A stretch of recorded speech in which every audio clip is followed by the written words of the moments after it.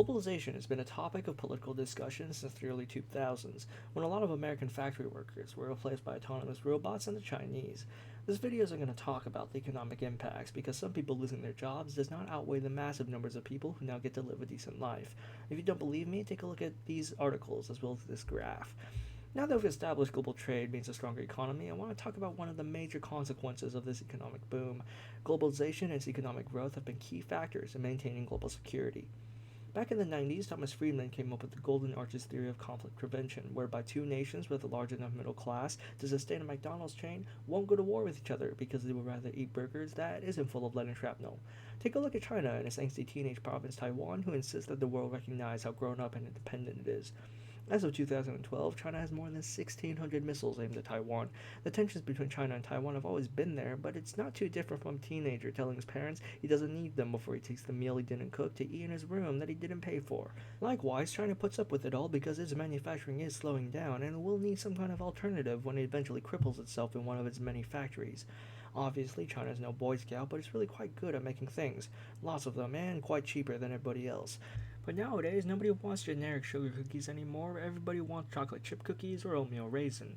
So instead of making the generic sugar cookies that bait people to the snack table before they walk away disappointedly with a piece of fruit, China works with Taiwan to bake something that people actually want.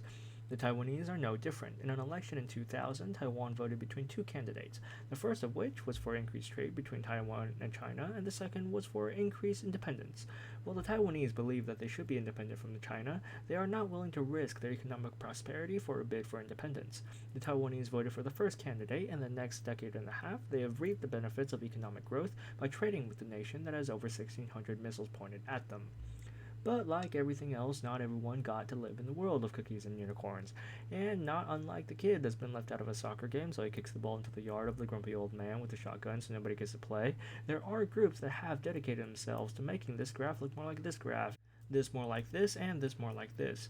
Many political scientists have published works both relating and attributing the lack of economic growth as a key factor in the recent growth of terrorism, and they've also suggested that the economic growth and stability is the most effective way to stop terrorist recruitment. Combine that with the fact that countries with autocracies have worse economic growth relative to democracies, and you can see how some nations raise more edgy teens than others. But wait, you say, why would anybody want to fund terror groups that want to take our stuff away? Well, autocrats rely on a small number of people to remain in power while keeping down the masses to prevent them from overpowering the small coalition. Before, it was pretty easy. Keep the people separated with bad roads, prevent them from spreading radical ideas with propaganda, and keep the masses from all having the same revolutionary idea at the same time by suppressing free speech and assembly. These values of free speech and open communication have been key in the development of many democratic countries in the past few decades, but it is these exact same values that are required by democracies that will undermine an autocracy. Take Egypt as an example. In the same way that kids that see other kids with cool things begin to want them too, they are pretty disappointed when their parents say, no, it's bad for you. They are also even more disappointed when daddy buys a new car but they still have to walk to school, and when mommy buys a laptop and that's why they're eating noodles out of a cup for a month. When you have millions of kids that all see what the kids next door have, but they can't, they start to get some crazy ideas, and using things like social media, they begin to organize and revolt. To prevent this, essentials in the coalition, like these guys, fund these guys, and according to this guy, also fund these guys because of guns, to make it so that the general population won't rise up. The baddies try to take away everybody's nice things because when everybody's too scared to keep their ports open, trade slows down, and all of a sudden, the poor people feel less poor, and those less poor people get less angry, so the coalition gets to stay in power.